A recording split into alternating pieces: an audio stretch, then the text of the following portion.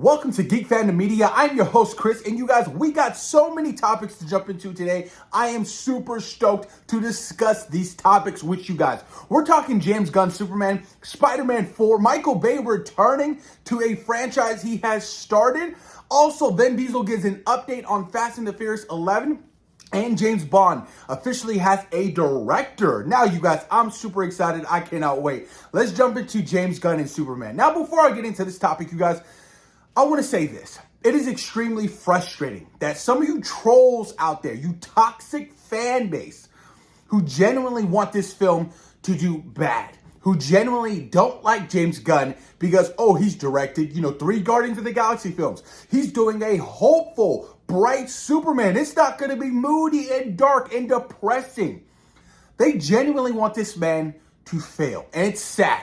And now James Gunn is currently on a press tour for his multi-million-dollar film, Superman. And he was asked the question, have you read the script for the Batman Part 2? Now, we all know that Matt Reeves has turned in the script for the Batman Part 2. Awesome, wonderful news, cannot wait.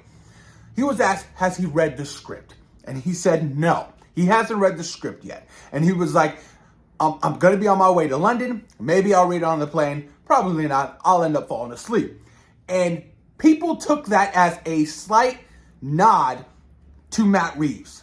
Like, he's throwing shade to Matt Reeves. I'm like, bro, how is he throwing shade to Matt Reeves? Because he hasn't read his script yet. It's just been turned in. And he is currently on a press tour around the world promoting Superman. Wouldn't you want to be at home first, or in a place where you are going to be unbothered for 2 to 3 days straight so you can get through a script like the Batman Part 2, which is probably extremely detailed? Of course he's not going to read the script on a plane to London. He's probably going to be feeling jet lag, super exhausted. I'm like, you guys are just reaching for anything at this point, and it's truly sad and pathetic. So please go do something with your lives. For all the people out there who are just so toxic, I truly feel bad for you guys. I honestly do. But more to the positive note, you guys, James Gunn was asked a question while promoting Superman from Brandon Davis, you guys. And this question was, when will we see Superman next? Now, he originally said 2 to 3 years, thinking that the question was when was going to be the next sequel. But he said it will be before that. So we could possibly see Superman show up or appear in Peacemaker Season 2, which drops literally a month after Superman. Supergirl Woman of Tomorrow, which releases next year. The Lantern series, which releases next year.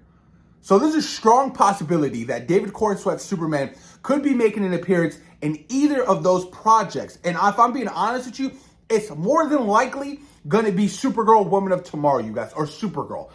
That is a direct correlation, a direct connection to his bloodline. It's Supergirl. It's his cousin. Why wouldn't he show up in some form of fashion towards the end of the film or even, at the beginning of the movie? So I'm excited. The fact that, we get to see Superman return so soon is going to be awesome. Because like I said, we don't know when the sequel to Superman is going to come out. We don't know if James Gunn has anything in mind for a sequel to Superman. We still have to wait on the box office results for this film for them to even greenlight a Part 2 for Superman, ultimately, because that's what it is. Now, no doubt in my mind, I think Superman's going to do wonderful. I think fans are going to love it, and I think it's going to make a lot of money. It's going to make $1 billion. I hope it makes $1 billion. But it's going to be interesting. I can't wait. I'm super stoked, you guys. We're damn near, 10 days away from Superman, and I cannot wait, you guys. Oh, my God. I tried to go back and to look to the Amazon Prime screenings for that Tuesday, but they had no seats available at my local AMCs. I was like, I was hoping that I could just maybe snag a seat real quick, pay the $30 some odd because I'm super excited about it, but it's all sold out, you guys. Speaking of James Gunn, so this one was really interesting to me. He was asked why there was Luthor Corp instead of Lex Corp, right? That was a big question, and he had this to say. He's like, I'm a Smallville fan. When he said that, I had the biggest smile on my face. I was like, James Gunn is a Smallville fan. One of his best friends is the greatest Lex Luthor of all time, that being Michael Rosenbaum, who does have a small part in Superman, you guys. awesome to hear. He said, I'm a fan of Smallville. Most people don't name their corporations after their first names. Also, it leaves the door open for his father or mother to appear. I was like, interesting. Are you telling me you're going to potentially cast a Lionel Luthor in a Lex project or a Superman sequel? That would be quite fascinating to me. I would absolutely love it. John Glover was so damn brilliant as Lionel Luthor in Smallville. He was amazing. His whole mannerisms, the way he spoke, he was very articulate. Every time he was on screen, he demanded my attention. I was like, you got it, buddy. That would be interesting to me if James Gunn decided to explore a little bit more of the backstory of Lex and why the way Lex is, because ultimately, he's a reflection of his father, and that's what it was, in the Smallville series. Lionel was a terrible person through like seasons 1 through 5, but he slowly but surely became a different person. And Lex slowly but surely became a different person. The very first season of Smallville, a couple seasons, Lex starts turning. He starts changing. He's becoming the Lex we know in the comic books. And by the end of the series, he's full-blown Lex. And I love that dynamic that Smallville had.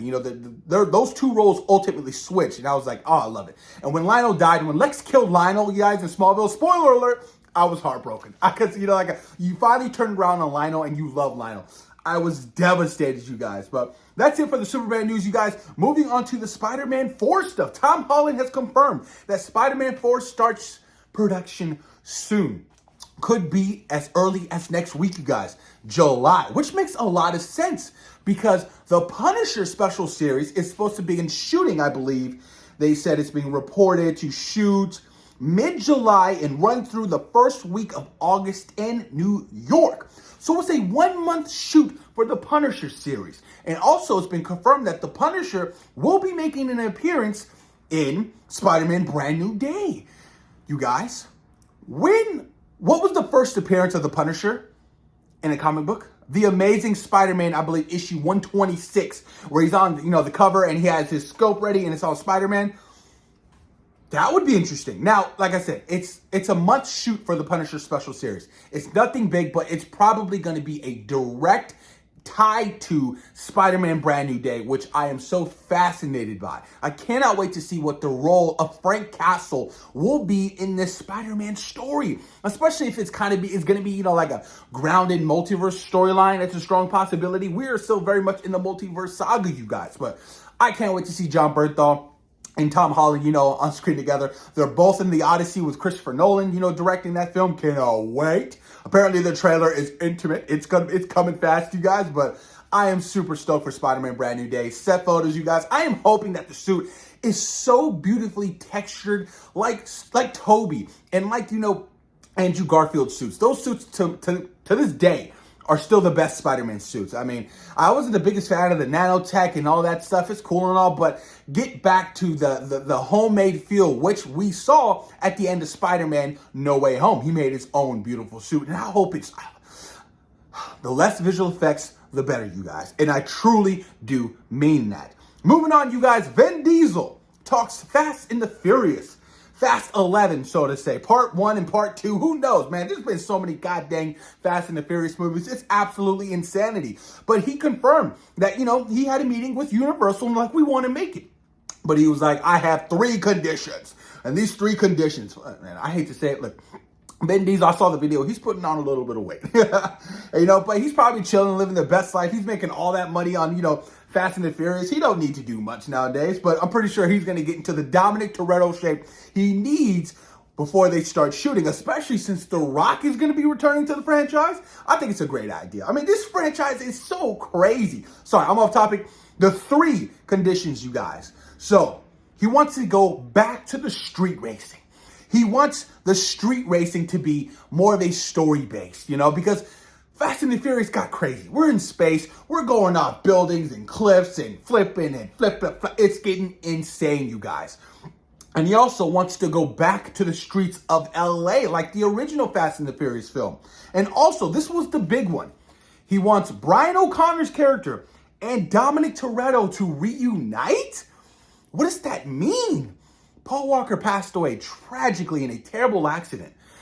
Yes, he was shooting, I think it was part 7, when that did happen. So his brother, who looks really identical to him, had to step in for his scenes, you guys. And obviously in post-production, they did the whole face, the visual effects. It looked good. And I always thought, I think it was a Fast 6 or Fast 7, when they drove off together, right? Beautiful. That's what the franchise ultimately should have ended, but it didn't. So, I don't know how I feel about that. I don't. Especially if you're going to have him be a main role in the film. Like, that's just, I don't know, man. I don't know. And I don't know how his family feels about that, but if his brother's willing to, then by all means, it's a strong possibility. But let me know what you guys think about, Vin Diesel giving an update on Fast 11. We got Jason Momoa. We got John Cena. Everybody's in the Fast and the Furious. We had a spinoff with, what's his name? Oh, my God. What was it called? I forgot the spinoff with The Rock's character. And, oh, my God. I'm drawing a blank right now. But Ryan Reynolds was in that and Kevin Hart, dude. It's getting absolutely insane. But 007, James Bond, officially has a director. Denis Villeneuve, you guys, is going to be directing the new James Bond film. And I'll be honest with you, I'm not the biggest James Bond fan. I probably seen one James Bond movie.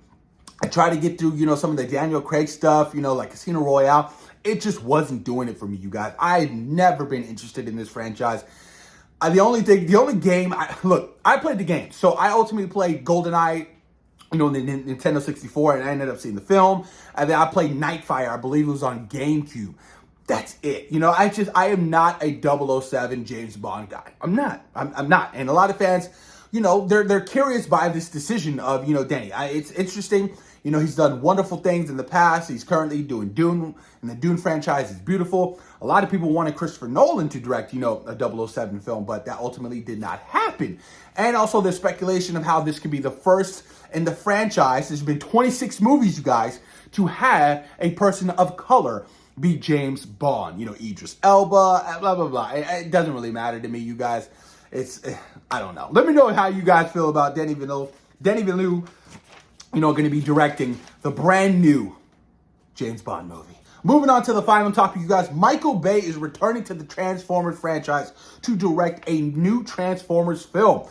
Michael Bay, look, I enjoyed the first 3 films. The first 3 films because I love Shia LaBeouf. So I enjoyed those first 3. He ended up directing all 5, the first 5 Transformers films. I believe there's been, 7 of them? Yeah, Bumblebee after, which one was it? So it's Transformers, Revenge of the Fallen, Dark of the Moon, Age of Extinction, The Last Night. Then you had Bumblebee and Rise of the Beast. I saw Bumblebee, I saw Rise of the Beast. They're okay, decent films, but nothing hits like the first film. Michael Bay ultimately, sparked and started this franchise, and, those films have made a lot of money. So it makes all the sense in the world why, the studio would want to bring him back. Just don't bring back Mark Wahlberg. I'm not a Mark Wahlberg fan. The last Mark Wahlberg film I liked, to be honest with you, was probably Pain and Gain. Ever since then, I'm just like, anything with Mark Wahlberg, I will not watch, you guys. I don't know what it is. I used to be the biggest Mark Wahlberg fan. Your Four Brothers, or if you're going, Diary of, was it Basketball Diaries back in the 90s, or, what's it called, Fear, but I don't know. I'm just not a Mark Wahlberg guy. Bring back Shia LaBeouf. I love me some Shia LaBeouf, man. But it's going to be interesting. I know they recently just did, the animated one, Transformers 1 with Chris Hemsworth. I didn't see that film. I just not the biggest animated guy. I just had no interest in it. But apparently a lot of fans loved it. Didn't do well at the box office, so there is no direct sequel happening. But I think when it comes to Transformers, you stick to the live action stuff because that's what really, really ultimately works and brings in you a lot of money. And did they tease a potential crossover between G.I. Joe? Isn't that going to happen eventually? That's going to be crazy, man. This is becoming absolutely insanity. But let me know what you guys think about Michael Bay returning to the Transformer franchise to direct a new Transformers film. And there you guys have it. Those are the topics of today's video. I appreciate each and every one of you sticking through. It's a long video, but there's so much to discuss. Thank you guys so much for taking time out of your day for watching Geek Fandom Media. Peace.